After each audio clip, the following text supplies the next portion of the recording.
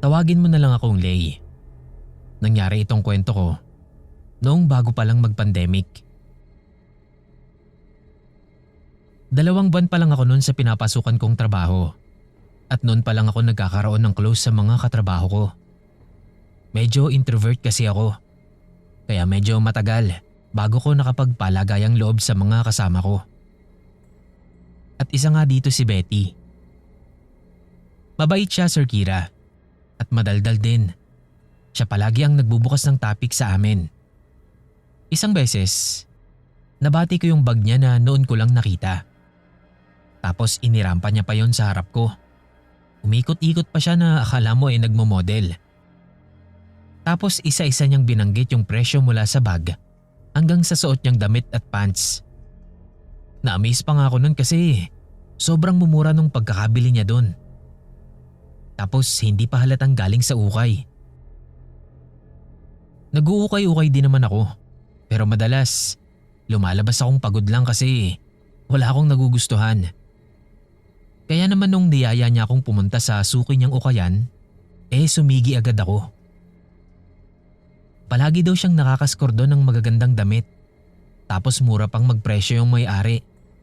Hindi raw tulad sa iba na second hand naman, pero mahal-mahal. Kaso nabisi kami nito sa trabaho, kaya parang 3 linggo pa ang lumipas bago kami natuloy doon sa ukayan kung saan nga siya madalas pumunta. Pagdating namin doon, nakita kong hindi naman yung sobrang laking ukayan, pero may second floor siya. Una, sa baba lang kami nagtitingin. Sabi kasi niya, sa taas daw inilalagay yung mga hindi nabibili nung nakaraan. Mas maganda raw magtingin sa mga bagong stock o yung mga new arrivals pa lang. Kasi kahit new arrivals daw, mura pa rin ang presyo nila. Napunta ako doon sa dulo ng store kung saan nakalagay yung mga kahon ng stock nila. Nandoon din nakasabit yung mga bag at yung mga dress na parang pang costume. Nagtingin ako doon. Nakakita ko ng kimono na maganda ang design. Naisip ko na pwede akong gumawa ng terno mula doon kasi malaki yung tela. Marunong kasi akong manahe, Sir Kira, kasi mananahi ang mama ko.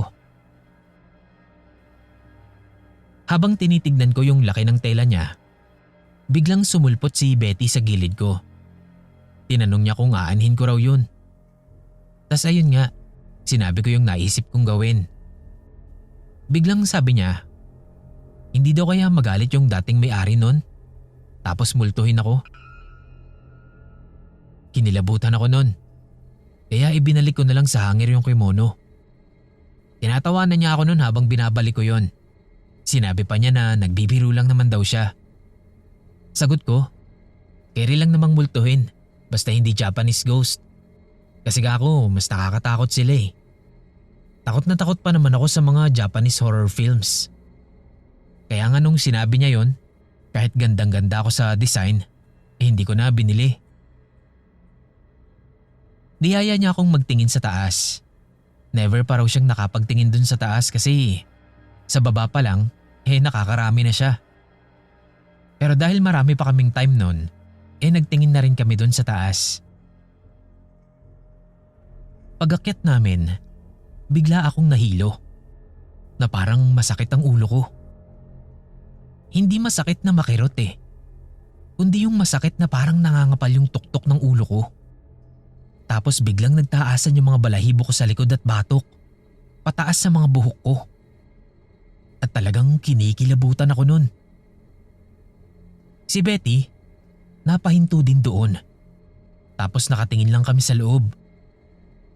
Walang katao-tao sa taas. Walang customer, wala ding nagbabantay.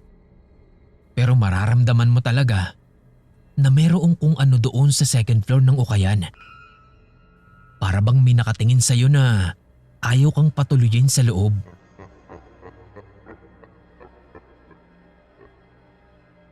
Hindi ko sinabi kay Betty yung nararamdaman ko noon. Pero siya na mismo yung nag-aya na bumaba na lang daw ulit kami.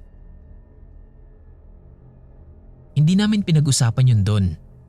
Pero nung gabi na makauwi na ako, nagka-chat kami. Doon na-open yung topic sa nangyari sa ukayan. Wala naman daw siyang nakitang kung ano sa taas. Pero ang bigat daw agad ng pakiramdam niya nun. Pagtungtong pa lang namin sa taas. Kaya nagdalawang isip daw siya kung bababa na lang kami. Kasi nahiya naman daw siya na pagkatapos niya akong ayain sa taas, bababa na lang agad kami. Kaso ayun nga, hindi niya raw kinaya na tumuloy pa sa pinakaloob. So sinabi ko na rin sa kanya yung sa akin. Na bumigat din yung pakiramdam ko at kinilabutan ako pag akyat pa lang namin. Pagkatapos namin mag-usap nun, nakatulog na ako. Masama din ang pakiramdam ko nun, kaya ako na ang naunang nagpaalam sa amin na matutulog na ako. At kinabukasan nga nun, inaapoy ako ng lagnat. 3 araw akong hindi nakapasok. Sa pangatlong araw, medyo okay na ang pakiramdam ko. Pero minalat ako ng malala at halos wala na nga akong malabas na boses nun. Hindi ko talaga alam kung anong nangyari sa akin. Ewan ko talaga. Unti-unti lang nawala yung sama ng pakiramdam ko nung pinagmumug ako ng nanay ko ng maligamgam na tubig na may asin. Para daw kasi yun sa lalamunan ko. Hindi naman instant na nawala agad. Pero pagkatapos talaga nun, nagtuloy-tuloy na yung paggaling ko. Naisip ko nga agad na baka may nadala ako mula sa ukayan. Kaya nung mas umokay na yung pakiramdam ko, naligo ko ng tubig na may asin. Tapos nagdasal din ako na sana umalis na yung kung ano man yung dahilan ng pagkakasakit ko.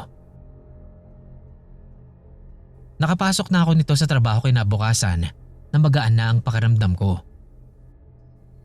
Umulit pa rin naman kami sa ukayan na yon. Pero hanggang doon na lang kami sa baba at sa harap. Never na kaming nagtangka na umakyat sa second floor. Hanggang dito na lang, Sir Kira. Pasensya na kung medyo napahaba at hindi pa masyadong nakakatakot. Pero sana po ay mapansin. Salamat.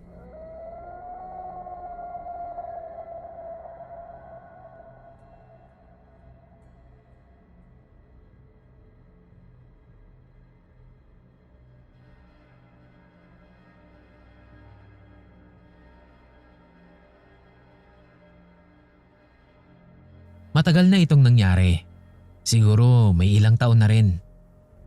Saksi ako sa karanasang ito noong nakatira pa ako sa probinsya namin sa Quezon. Inaalagaan ko pa noon yung kambal kong pamangkin na noon halos kapapanganak pa lamang. Meron kaming kapitbahay na itago na lang natin sa pangalang Ate Neri. Medyo weirdo siya at hindi makausap ng kahit na sinong kapitbahay. Iniisip ng ilan na may sakit ito sa pag-iisip o baka may espesyal na kalagayan. Hindi naman siya inaano o ginagalaw ng mga tao dahil hindi naman nananakit o nanggugulo. May mga pagkakataon nga lang na kapag may nakikita itong magandang babae, nilalapitan niya ito at tinititigan. Kaya may ilang tao na hindi komportable kapag nakikita siya.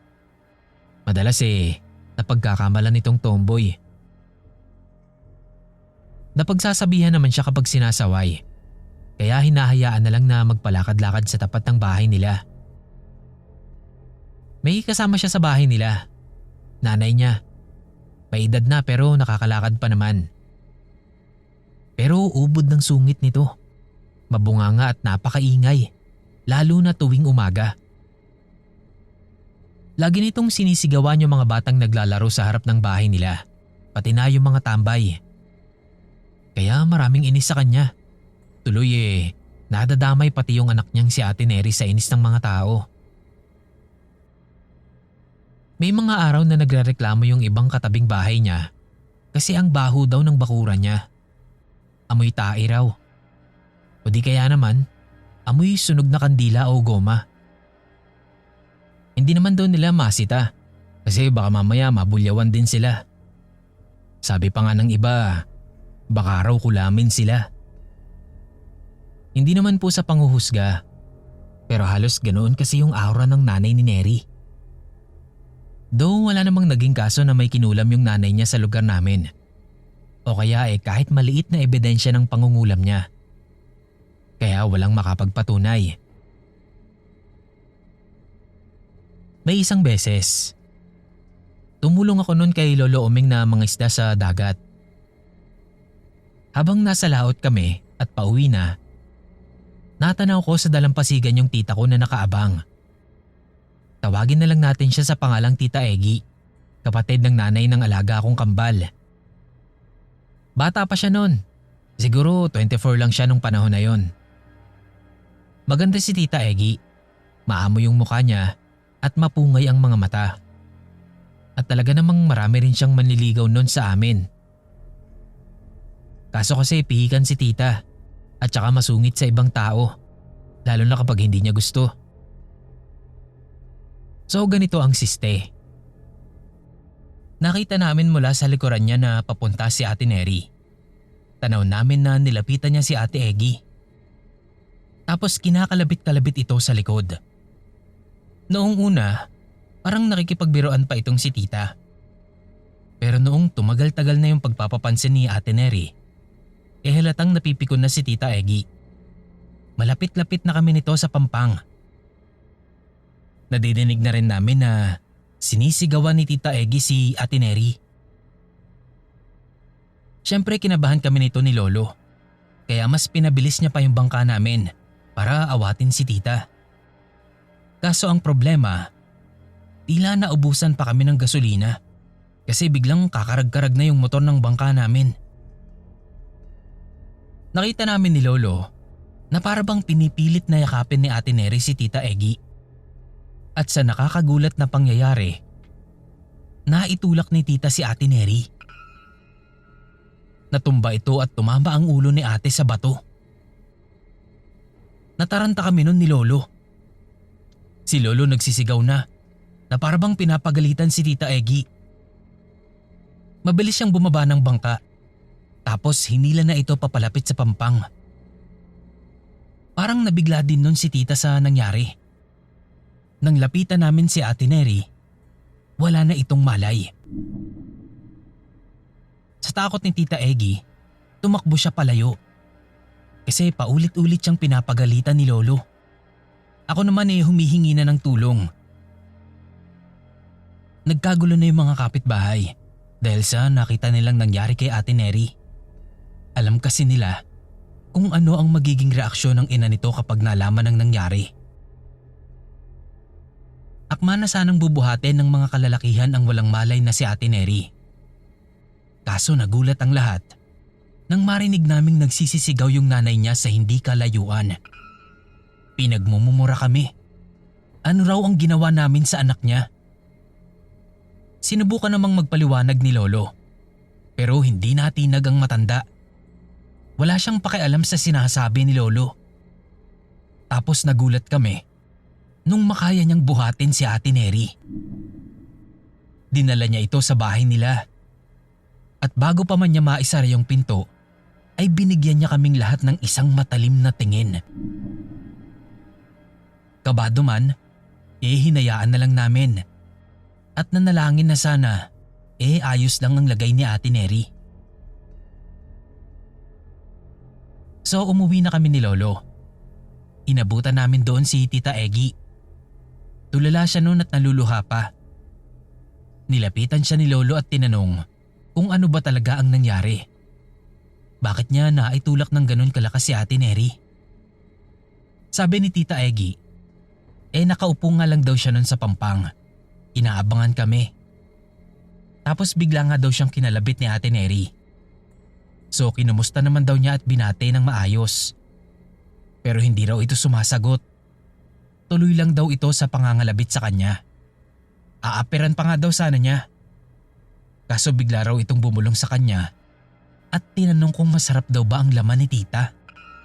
Kung makatas daw ba ang pribadong parte nito. Kung sariwa daw ba ang dibdib niya.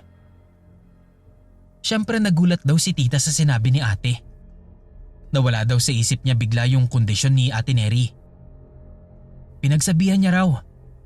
Pero tuloy pa rin daw ito sa pagtatanong sa kanya ng malalaswang bagay. Hanggang sa marahas na siyang hinawakan nito. Pilit daw nitong dinadakot ang dibdib ni tita at pilit na inaabot ang kanyang ibaba. Nagulat pa nga daw si tita kasi ang lakas daw ni Ate Neri. Hirap daw siyang awatin ng mga kamay nito. Ang nakapagpadilim daw talaga ng paningin ni tita na talagang nawala siya sa ulirat ay yung sinabi pa raw ni ate na kung may-ari lang daw siya ng lalaki ay lalaspagin niya raw si Tita Eggy araw-araw. Doon niya na raw naitulak ng malakas si Ate Neri. Hindi niya naman daw akalain na tutumba ito at tatama ang ulo sa bato. Naiiyak-iyak pa siya nun habang nagkukwento. Medyo duda nun si Lolo sa kwento ni tita. Pero sabi ni Tito Onik na kapatid ni tita, hindi raw marunong magsinungaling si Tita Eggy. At agree naman ako doon.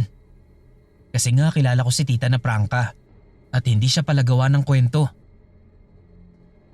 Dahil sa kwentong yun ni Tita Eggy, nagalit si Tito Onik at si Lolo Omeng. Pero wala silang nagawa nun. Dahil nga alam naman ng lahat na may problema sa pag-iisip si Ate Neri. Pagkatapos ng araw na yon, ay ilang araw na walang lumalabas sa bahay nila Ate Neri. Maging yung nanay niya ay natahimik din. Ni walang ingay na naririnig mula sa bahay nila. Pero yung amoy na mabaho sa may bakuran nila tuwing gabi ay mas lalo raw lumala habang lumalakad ang araw. Isang hapon, habang nagmemeryenda kami sa ilalim ng puno sa harap ng bahay namin, kasama ko noon si Tita Eggy, Tito Onek at Lolo Omeng, Tita Margie at Ate Lorna. Tamang kwentuhan lang kami noon habang nakain ng mangga. Napansin namin na maraming langaw sa paligid namin.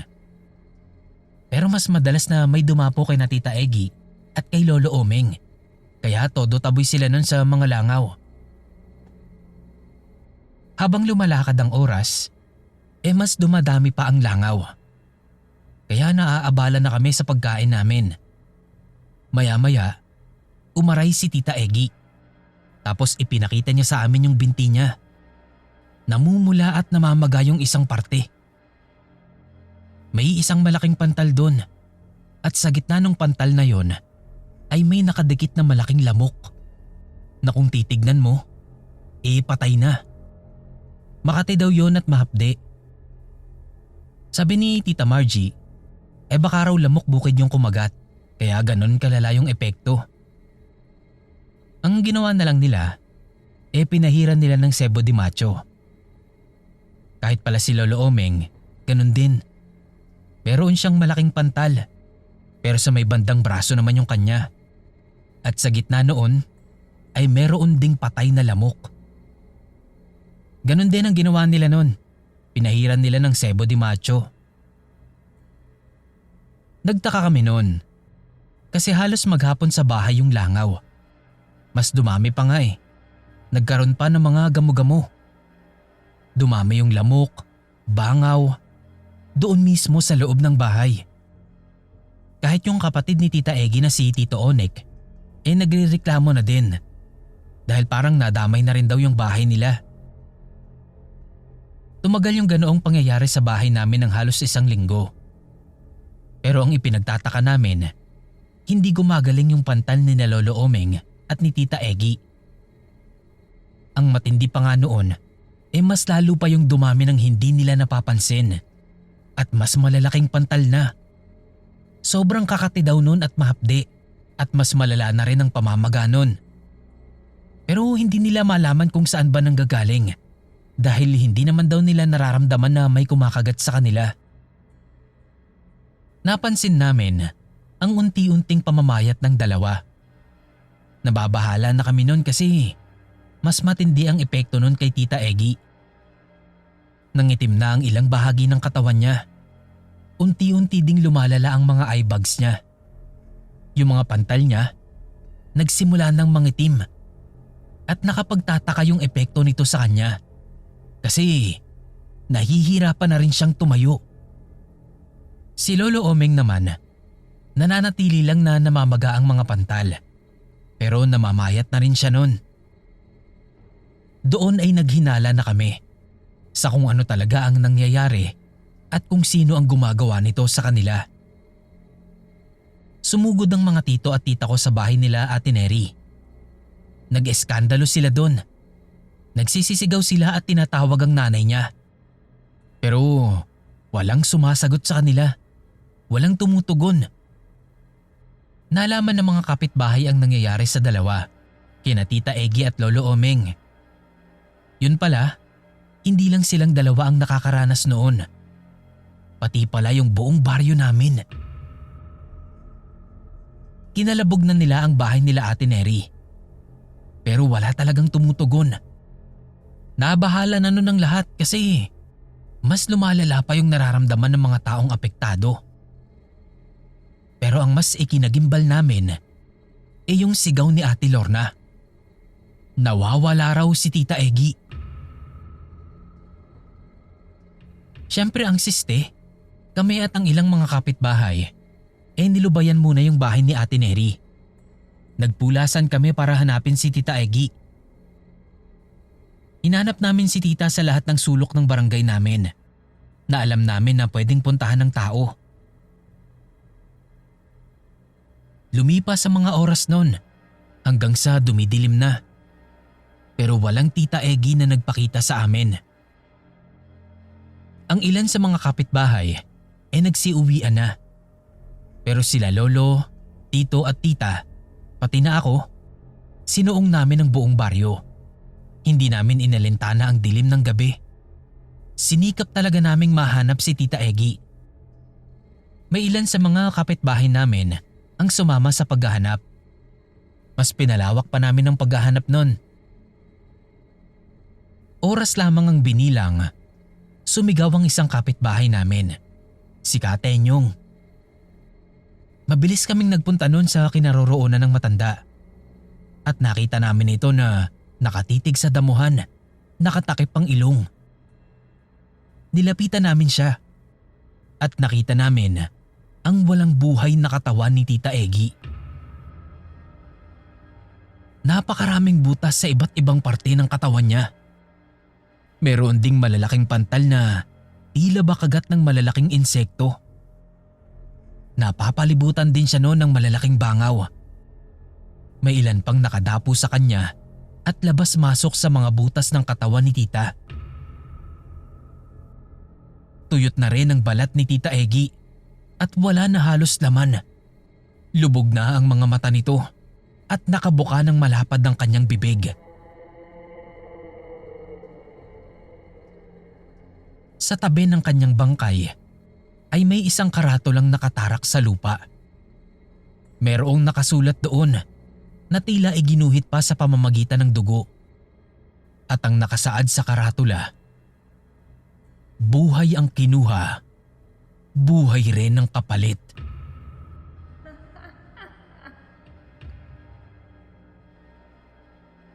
Nung una, hindi namin maintindihan ang mensaheng sulat na yon. Pero sabi ni Lolo Omeng sa amin ay baka napatay ni Tita Egi si Ate Neri dahil nga sa sama ng pagkakabagok nito. Kaya naman itong kanyang ina ay ang siyang gumaganti at kumuha ng buhay ni Tita Egi sa napakasaklap na paraan.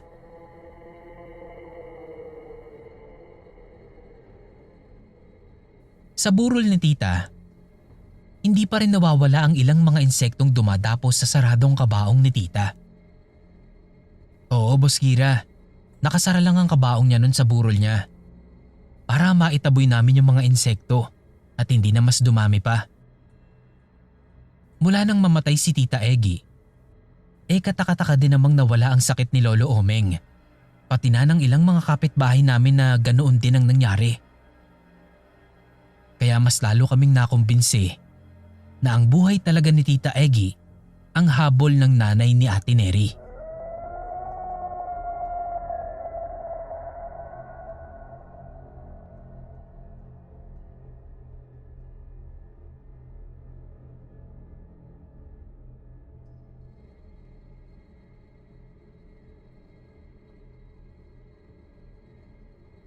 Hello Sir Kira. Silent listener niyo po ako sa Spotify. Tawagin niyo na lang po akong Joanna. Buti na lang at hindi ko sariling karanasan itong ikukwento ko, kundi sa kapatid ko. 11 months lang ang tanda ko sa kanya, kaya parang magkaibigan lang kami. Normal na lang sa amin ang hiraman ng mga gamit, lalo na sa mga damit. Hana na lang po ang itawag natin sa kanya. Isa sa bonding naming magkapatid ay ang mag-thrift shopping. Bukod kasi sa hobby talaga namin yon, naging maliit na business din namin ang pagtitinda ng mga ukay-ukay. Nauso yun noon, Sir Kira. Malakas pa nga dahil may mga nagla-live selling pa nga. Kami noon, posting lang. Anyway, may isang beses na nag-uukay kami para sa isang batch ng posting namin. Yung mga pangtinda, kaya maramihan ang bili namin. Pag-uwi, inasikaso namin na malabhan agad. Nung makatuyo kinabukasan, saka namin inasikaso na magplantsa at magpicture. Dito daw unang nakaramdam ng kakaiba yung kapatid ko. Gabi ito nangyari. Mabilis kasing kumain si Hana. So nung matapos siyang mag-dinner, dumiretso siya agad sa kwarto namin. Nag-ayos-ayos ng mga gamit. Habang ako naman, kumakain pa rin noon sa kusina. Una niya raw napansin yung kakaibang amoy sa loob ng kwarto namin. Na ipinagsawalang bahala niya lang. Kasi pagkalkal niya ng mga bagong labang damit, mas nangibabaw yung amoy ng bagong labas sa kwarto. Hindi rin naman daw mabaho yung naamoy niya. Pero kumbaga, bago sa kanya yung naamoy niya kanina. Nagsimula na siyang magplantsa. Ang gara lang daw na hindi siya mapakali sa ginagawa niya. Ilang beses daw siyang nagbago ng pwesto, pero hindi talaga siya mapakali. Panay daw ang tingin niya nun sa may pinto namin na nakasara naman. Tapos tumalikod na siya sa pinto kasi nga hindi niya mapigilan ang pagtingin doon. Pero ganun pa rin, nililingon at nililingon niya pa rin yung pinto namin dahil pakiramdam niya raw ay may nakatingin sa kanya mula roon. Kinabahan siya, kaya binuksan niya ang pinto tapos saka siya bumalik sa pagpaplantsa ulit. Nawala naman daw saglit yung pakiramdam na parang may nakatingin sa kanya. Pero bigla daw unti-unti, gumalaw yung pinto pasara. Since ayaw niyang mag-isip ng kung ano-ano, isinara niya na lang yung bintana namin. Inisip niya baka sa hangin lang. Pero ganoon pa rin daw, Boss Kira. Sunod niyang ginawa ay nilagyan niya na lang ng kalang yung pinto para hindi talaga ito magsara. So balik ulit siya sa pagpaplantsa. Nung time na to, napapasok na sana ako sa kwarto, bigla naman daw sumara ng malakas yung pinto. Hindi ko yun binigyan ng pansin. Malakas kasi yung hangin sa labas nun kaya binuksan ko lang yung pinto na parang wala lang. Tatanong ko sana sa kanya kung anong pwede kong gawin. Nung mapansin ko yung itsura niya na parang gulat na gulat. So tinanong ko siya kung bakit. Pero hindi niya sinabi. Sabi lang niya, buksan ko lang daw yung pinto ng kwarto. Kaya hinarang ko na lang sa pinto yung dumbbell na tig 3 kilo. Tinulungan ko na rin siya noon na mamlansya ng damit para mapabilis kaming matapos. Sobrang late na nung matapos kami. Kaya diretso na kaming natulog nun. Sa kalagitnaan ng gabi, nagising ako bigla sa ingay ni Hana. May sinasabi siya na hindi ko maintindihan. Kasi parang niyang kinakain yung mga salitang sinasabi niya. Tumayo ako. Lumapit ako sa kanya. Nakatayo lang ako nun sa gilid ng higaan niya. Iniisip ko nun kung gigisingin ko ba siya o ano. Hinintay ko na lang muna na magsalita siya ulit. Pero hindi naman na nangyari. Kaya naman hindi ko na inabala yung tulog niya. Kinabukasan, pag uwi namin galing sa school, nagkwento siya. Binabangungot daw siya nung gabi. Tapos parang hindi daw siya makahinga. Sa panaginip niya kasi, nakahiga daw siya sa kama niya at hindi raw siya makagalaw. Kasi mayroon daw nakadagan sa ibabaw niya. Tapos nandun daw ako, nakatayo at nakatingin lang sa kanya habang hirap na hirap siya sa kalagayan niya. Hindi rin daw siya makapagsalita nun. Sobrang nakakatakot daw talaga. Akala niya daw hindi na siya magigising. Nabigla ako noon sa kwento niya. Kaya ikinuwento ko din yung nangyari nung magising ako nung gabi. Dahil kako, nadinig ko siyang nag-iingay. Pero hindi ko maintindihan na parang kinakain niya nga yung sinasabi niyang salita. Sinabi ko din na tumayo nga ako dun sa gilid niya at tinitignan lang siya kasi iniisip ko nun kung gigisingin ko ba siya o hindi. Tulad nga mismo noong nasa panaginip niya. Di nagulat din siya. Hindi niya raw tuloy alam kung panaginip ba yun o hindi. Tapos sabi niya sa akin, kapag daw naulit yun, gisingin ko na lang siya agad. Bigla daw kasi siyang natakot na baka nga hindi na siya magising.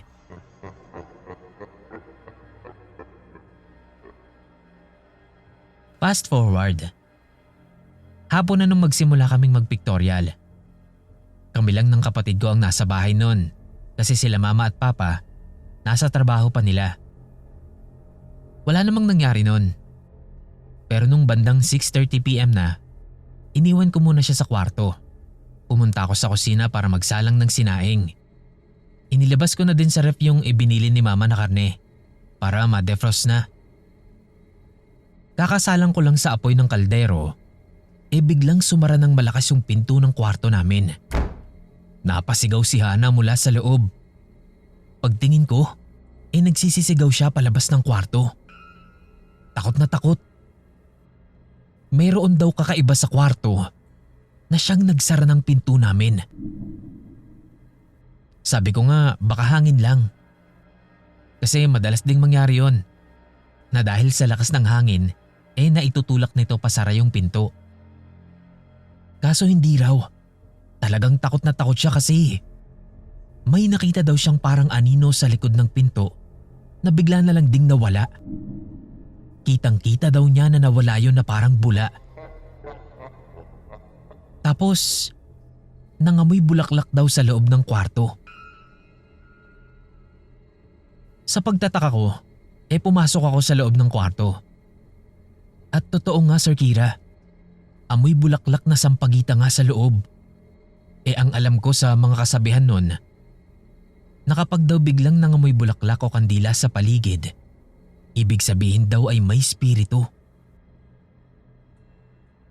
Hindi ako naniniwala, pero wala din namang mawawala kung ipagdadasal na lang namin kung ano man yung meron doon sa bahay. Kaya ganoon na nga ang ginawa namin. Niyaya ko siyang magdasal noon. Tapos tinapos na namin agad yung pictorial. After nun, ibinabad namin ulit sa tubig na may asin yung damit na binili namin sa ukay-ukay. Para sigurado lang. Kasi yun lang naman yung mga bagong dumating sa bahay namin.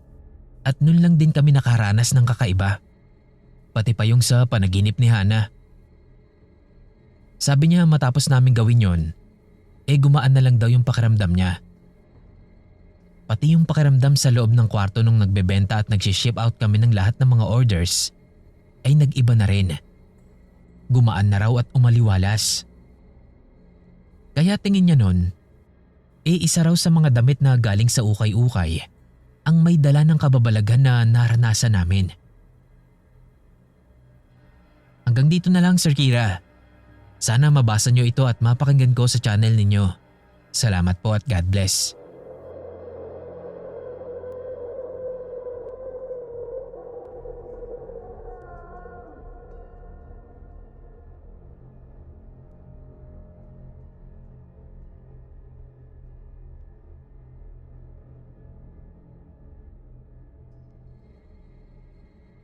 Hindi ko alam kung paniniwalaan nyo to o pagtatawanan nyo lang. Pero isa to sa mga hindi ko malilimutang karanasan namin noon. Arna lang po ang itawag mo sa akin, Boss Kira. Patagal mo na akong subscriber. Hindi madalas pero nagko-comment din naman ako paminsan. Itong ikukwento ko po sa inyo, karanasan namin ng dalawa ko pang kaklase. Nung minsan na may pinakialaman kami na hindi dapat. Bata pa lang po ako, Boss Kira, aaminin kong pasaway na talaga ako. Hindi ako proud doon, pero ganun talaga eh. Mahilig akong tumakas noon sa klase. A-attend lang ako sa mga pang-umaga kong klase. Tapos sa hapon, after ng lunch break namin, madalas hindi na ako pumapasok. Pupunta ako niyan sa bukid. Doon ako tatambay hanggang sa oras ng uwian. Gustong gusto ko kasi yung simoy ng hangin sa taas ng mga puno. Tapos nakakalibre pa ako ng merienda sa mga bunga nun. Minsan, nag-aaya din ako ng kaklase. Pero sobrang bihira yun. Ayoko kasing i-share yung itinuturing kong safe haven ko. Pero isang araw nga, may inaya akong dalawang kaklase ko. Tawagin na lang natin silang Utoy at Otep. Tuwang-tuwa sila nung makita yung tambayan ko. Doon daw pala ako nagtatago. Sobrang ganda raw. Tuloy ipinagyabang ko sa kanila yung mga puno doon. Nakala mo sa akin.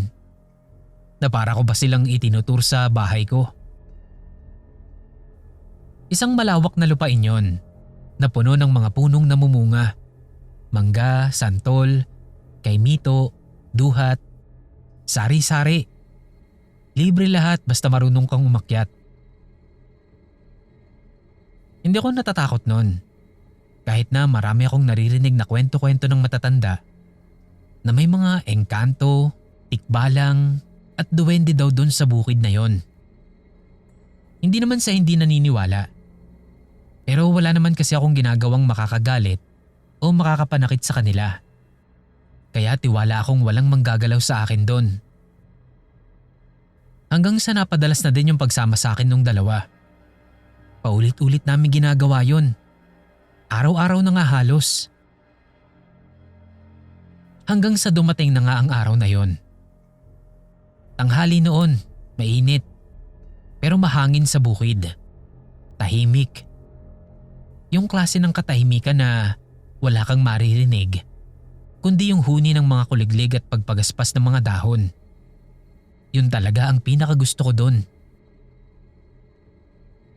Kabababa ko lang noon ang puno ng santol nung may napansin si Utoy sa isang puno ng manggaron. Itinuro niya yun sa amin. Tinignan kong mabuti kasi parang kakaiba. Parang bunga siya ng mangga pero hindi normal yung laki niya. Nakaramdam ako ng iba sa bunga na yon kaya hindi ko sana balak galawin. Kaso itong si Otep, bigla ba namang nagmagaling? Iuuwi niya raw sa lola niya. Mabilis siyang umakyat ng puno. Todo pigil pa ako sa kanya nun. Sabi ko wag na, hindi ka ako normal yung bunga na yon. Nakita ko rin kasi na napakaraming kumpol ng orange na langgam doon. Parang pinalilibutan nila yung bunga na yon. Pero hindi talaga siya papigil. Mabilis niyang naakyat yung puno at narating yung sanga na pinagkakapitan ng malaking bunga. At bago pa ako makalapit dun sa tinutungtungan niyang sanga, ay napitas niya na yung bunga. Pero nabitawan niya rin kasi sobrang bigat daw. Tsaka napakarami daw langgam na kumakagat sa kanya. Nalaglag yun sa baba, tapos nawasak. Tatawa-tawa pa si Utoy nun. Ako naman, parang bigla akong kinabahan. Basta, iba yung naramdaman ko nung makita kong bumagsak yung bunga na yon. Sa tagal ko na kasing natambay doon, nun lang ako nakakita ng ganun kalaking bunga ng mangga. Halos kalahati ng katawan ko Agad na kaming bumaba ni Otep. Ang lakas ng kabog ng dibdib ko nun. Sabi ko, dapat hindi na lang niya ginalaw. Kasi baka alaga yun ang bantay ng puno. Pero tatawa-tawa lang siya. Hindi naman daw tunay yun. Panakot lang daw ng matatanda yung mga ganon. Pumulot pa siya ng piraso ng nadurog na mangga. Tinikman niya yon, pero hindi niya rin nagustuhan. Napakaasim daw tapos mapakla. Tapos biglang naihagis niya yung hawak niyang piraso ng mangga na yon. Napaaray siya ng malakas. May kumagat daw sa kamay niya. Pagtingin niya, kulay pulang langgam. Agad niyang pinagpag yun. Tapos, ang bilis na nagpantal nung kagat ng langgam sa kamay niya. Namula agad yun. Pagkatapos nun, ay tumambay pa kami doon hanggang oras ng uwian. Akala ko okay lang kasi wala naman nang nangyaring kakaiba habang nandun kami. Pero ramdam ko na parang may naiba. Para bang hindi na kami welcome sa lugar.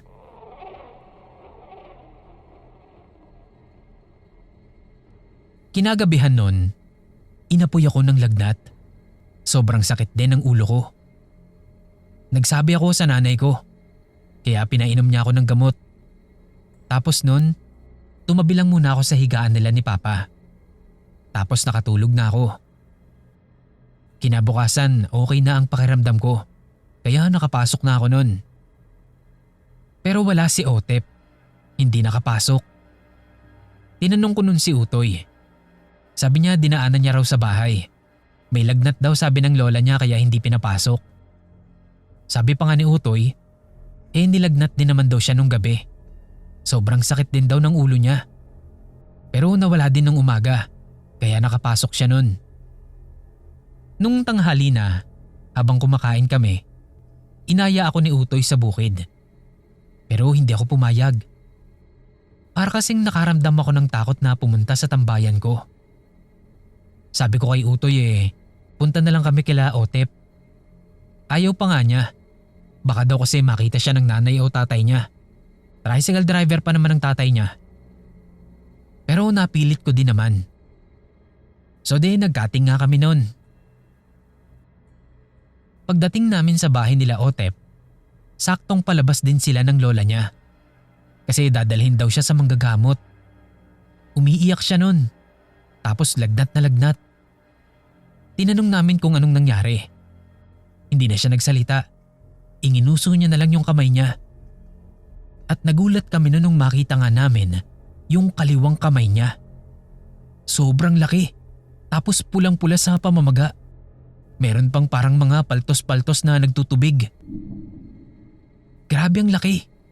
Parang natriple yung size ng kamay niya. Para na siyang si Popeye the Sailor Moon. Ganon na lumaki yung kamay at braso niya. Tinakpan na lang yon ng lola niya ng tuwalya. Tinulungan din namin sila na pumara ng tricycle. Tapos sumama na rin kami ni Utoy. Pagdating sa bahay ng manggagamot, wala pa mang naikwento sa kanya, parang may idea na agad siya kung anong nangyari kay Otep. At alam niya na agad na may kinalaman kami ni Utoy. Inorasyonan siya ng albularyo. Tinawas at nakita nga doon na pinaparusahan daw ng duwende si Otep. Kasi sinira daw nito yung bahay ng duwende. Nagkatinginan agad kami ni Utoy noon. At malamang naiisa lang ang nasa isip namin nung mga sandaling yon. Yung malaking bunga ng mangga. Bahay daw pala yon ng duwende. Sabi na nga ba dapat hindi talaga namin yun ginalaw. Nag-orasyon ulit yung albularyo. Dasal-dasal, pausok. Maya-maya, may kinakausap na ito. Kausap niya raw yung duwende sa pamamagitan ng katawan ni Otep. Nung una parang natatawa pa kami nun sa boses ni Otep. Pero yun pala, boses yun ng duwende. Pinakiusapan ng albularyo yung duwende na alisin na yung parusa kay Otep. Pero ayaw nitong pumayag nung una. Dapat lang daw yon kay Otep. Para daw maturuan kami ng leksyon. Kapag daw ipinilit pa ng manggagamot, ay idadamay na daw yung dalawa pang kasama ni Otep. Napatingin sa amin yung albularyo. Natakot kaming pareho nun ni Utoy. Kasi kami yun Pati tuloy sa amin, nagalit na yung lola ni Otep. Pero pinakiusapan pa rin ito ng manggagamot. Nagsasalita na sila nun sa lengguaheng hindi namin naiintindihan. At sa huli, napapayag din ang duwende. Aalisin niya na raw ang parusa kay Otep pero kailangan nilang mag-alay ng buhay na manok sa puno kung saan nga pinitas ni Otep yung mangga. Maglagay din daw sila ng matatamis na pagkain. Kinabukasan, agad naman itong sinunod ng manggagamot at ng lola ni Otep. At dahil nga alam na nilang kami ang kasama, nagpasama sila sa amin sa puno ng mangga. Hindi na lang kami pumasok ni Utoy noon ng umaga. Pagkarating doon, itinuro ko agad yung mangga. Doon ay kinatay na nga ng albularyo yung manok. Ginilitan ito sa leeg at ipinasirit yung dugo nito sa palibot ng puno. Pagkatapos ay ibinaon ang katawan nito sa lupa. Naglagay din yung lola niya ng isang bilao ng biko at isang basket ng mga prutas at maraming candy. Tapos nun, nag-orasyon ulit yung manggagamot. Dinasalan niya rin kami ni Utoy at may ibinigay sa amin na maliit na kulay pula na parang bag. Pinakiramdaman ko yung laman nun, para siyang holen na may buhangin. Ang sabi sa amin ng albularyo, wag daw namin nga alisin sa bulsa namin. Pangontra daw yun.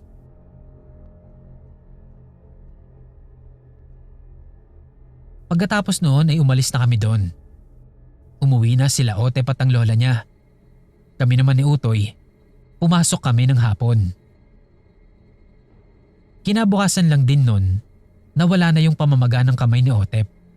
Nawala na rin yung pananakit nito, kaya nakapasok na siya. Pero may benda pa rin yung braso at kamay niya. Hindi rin kasi ito agad-agad na bumalik sa normal niyang laki.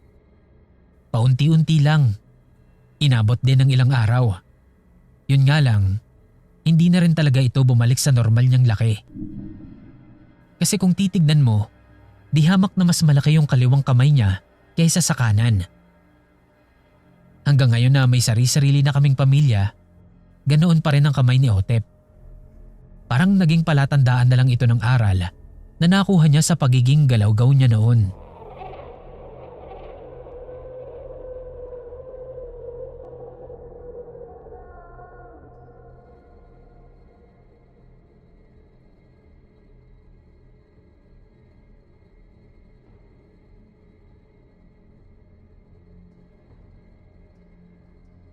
Tawagin mo na lang akong Cheche. Silent listener niyo po ako sa Spotify. Itong kwento ko, nangyari noong nawalan ako ng trabaho noong pandemic. And since pandemic nga, mahirap mawala ng pinagkakakitaan. Kaya sumubok akong magbenta online. Kung ano-ano lang. Siyempre dahil nga online ako nagbebenta, mas madami akong oras na nakatutok sa cellphone ko. Wala pa kaming anak ng asawa ko nito. Kaya pagkatapos lang ng gawaing bahay ko, nagsistart na agad akong mag-post-post ng ibebenta ko sa Facebook. Nagbenta ako noon ng mga gamit ko na hindi ko na ginagamit. Tapos bumibili din ako. Buy and sell kumbaga. Bili mura, benta ng may dagdag. Hanggang sa naakit ako sa mga nag-online live selling. Kadalasan ng live selling na napapanood ko noon mga ukay-ukay na damit, denim jacket, shorts, at talagang napapamain ako sa mga nakikita ko. Nakaka-enjoy din kasing makipag-unahan sa mga nagmamine. Pabilisan ng internet ang laban. Pero kahit ganun, nakakarami ako. Pag dumating sa akin, pinipili ko lang din yung nagkakasya sa akin. Tapos ibebenta ko naman yung iba. Hindi ko kayang mag-live selling dahil hindi ko kayang humarap sa camera at mag-live pa. Kaya hanggang posting lang ang ginagawa ko. Nabebenta ko din naman at yun na ang pinagkakakitaan ko noong mga panahon na yon. Sa dami ng nabibili ko sa live selling, kadalasan may pa-freebie yung seller sa akin. Sigurado na yun yung mga hindi niya mabenta. Kaya yun yung mga pinapa-freebie niya. Isa sa mga freebie, nagustuhan ko talaga. Kaya ang saya ko lang na kumasya sa akin yung denim jacket na yon. Pero doon din nagsimula yung kakaibang nararamdaman ko sa katawan ko. Nag-umpisa yon sa pangangawit ng balikat at leeg ko. Hindi ko yon iniinda nung una kasi nangyayari naman talaga yon, pero nawawala din naman sa hilot. Ininda ko na lang yon nung hindi talaga siya nawala. Almost 1 month ko rin yung iniinda kapag nasa bahay ako. Kasi kapag lumalabas naman ako para mag-shift ng mga orders, wala naman akong nararamdaman. Ewan ko din ba? Baka hindi ko lang din napapansin ang sakit ng balikat ko kapag nasa loob ako ng bahay. Kasi noon naman, lumalabas lang ako kapag kailangan. Tapos kada labas, dapat lahat ng kailangan kong gawin sa labas, magawa ko na. Kung hindi pa nasabi ng asawa ko yung napapansin niya, baka nga mas lumala pa. Ang sabi niya kasi sa akin, magmula daw nang dumating sa amin yung huling stock ko ng paninda ko, parang palagi na lang daw may masakit sa katawan ko. Tapos nagganda malas din daw kami. Napaisip din naman ako noon. Isa na daw doon, yung unti-unti kaming nababaon sa utang. Sabi niya. Ang sagot ko naman, normal lang naman siguro yun. Dahil nga nawalan ako ng trabaho. Tapos nitong pandemic pa. Pero dun sa mga sumunod niyang sinabi, napaisip talaga ako. Sa isang linggo daw, ilang beses siyang halos maaksidente. Kung hindi man daw masasagasaan, muntik-muntika naman daw maaksidente yung sinasakyan niya. Napaisip ako. Kasi mangilang beses na rin akong muntik-muntikang maaksidente. Hindi ko lang talaga sinasabi sa kanya kasi ayoko lang na mag-alala siya. Nung gabing yun, pinag-isipan ko talagang mabuti. Kasi nabenta ko naman na lahat. At napaship ko na yung mga huli kong stocks. Hindi pa rin naman dumadating yung mga bago. So ang natira na lang talaga yung nag-iisang denim jacket na pa-preview sa akin. Nanghinayang ako ng konti, pero itinapon ko din yon noong may nagkolekta ng basura sa area namin. Sabi nga ng asawa ko, ibenta ko daw kung nangihinayang ako. Sabi ko naman, ayoko namang may maaksidente pa ng dahil lang doon. Inisip ko pa nga nun kung gugupit-gupitin ko pa muna yung jacket bago ko siya itapon. Para wala talagang ibang magka-interes. Pero hindi ko na ginawa. Baka kasi kung ano pang mangyari sa akin. Awa naman ng Diyos, Sir Kira. Parang bumalik naman sa dati ang pamumuhay namin. Yung sakit sa balikat ko, hindi na kasing sama noon. Nababayaran na din namin yung mga pagkakautang namin. Hindi man guminhawa ng husto, gumaan naman ang pamumuhay namin. Sabi pa nga ng asawa ko, tingin niya daw talaga, may dalang malas yung jacket na yon. Kaya buti na lang daw, nakinig ako. Hindi kasi ako paniwalain sa ganyan Pero buti na nga lang din talaga, nakinig ako sa asawa ko.